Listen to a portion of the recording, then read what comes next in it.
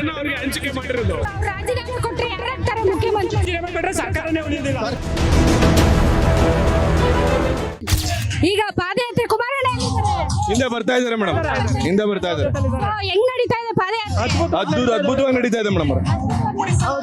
So ಈಗ ಅವ್ರು ನಿಮಗಿಂತ ಮುಂಚೆ ಹೋಗ್ತಾವ್ರಲ್ಲ, ಯಾರು ರಾಜೀನಾಮೆ ಹೋಗ್ಲಿ, ರಾಜೀನಾಮೆ ಕೂಡ ಹೋಗ್ತಾ ಇದಾರೆ ಮುಂದಕ್ಕೆ. ನಮ್ದೇನು ತಪ್ಪಿಲ್ಲ, ನಿಮ್ದೇ ತಪ್ಪು.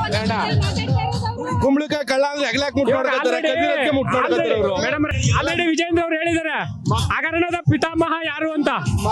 ಅದರಿಂದ ಅದನ್ನ ಮರೆಮಾಚಕ್ ಸಲುವಾಗಿ ಹೋಗ್ತಾ ಇದಾರೆ. ಮಕ್ಕಳದು ಸ್ಕಾಲರ್ಶಿಪ್ ಕೊಟ್ಟಿಲ್ಲ ಅವನು ಸಿದ್ದರಾಮಯ್ಯ ಮಗ, ಕಳ್ಳ ನನ್ ಮಗ ಅವನು.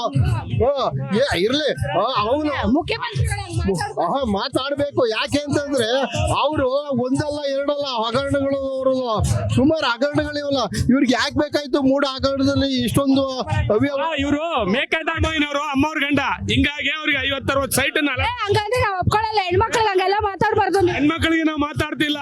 ಸಿದ್ದರಾಮಯ್ಯ ಅವರು ಅಮ್ಮವ್ರ ಗಂಡ ಆಗಿರೋದ್ರೇ ಮೂಡ ಸೈಟ್ ಅನ್ನು ಅವ್ರಿಗೆ ಹಂಚಿಕೆ ಮಾಡಿರೋದು. ರಾಜೀನಾಮೆ ಕೊಟ್ಟರೆ ಯಾರಾಗ್ತಾರೆ ಮುಖ್ಯಮಂತ್ರಿ? ನಂತರ ಅವ್ರವ್ರಿಗೆ ಬಿಟ್ಟಿರ್ತಕ್ಕಂಥ ವಿಚಾರ. ಮುಂದಿನ ಮುಖ್ಯಮಂತ್ರಿ ಕುಮಾರಣ್ಣ ಆಗ್ಬೋದು. ರಾಜೀನಾಮೆ ಕೊಟ್ಟರೆ ಸರ್ಕಾರನೇ ಉಳಿಯೋದಿಲ್ಲ. ಯಾಕೆ ಉಳಿಯೋದಿಲ್ಲ? ಗ್ಯಾರಂಟಿ ನ್ಯೂಸ್, ಸುದ್ದಿ ಖಚಿತ, ನ್ಯಾಯ ನಿಶ್ಚಿತ.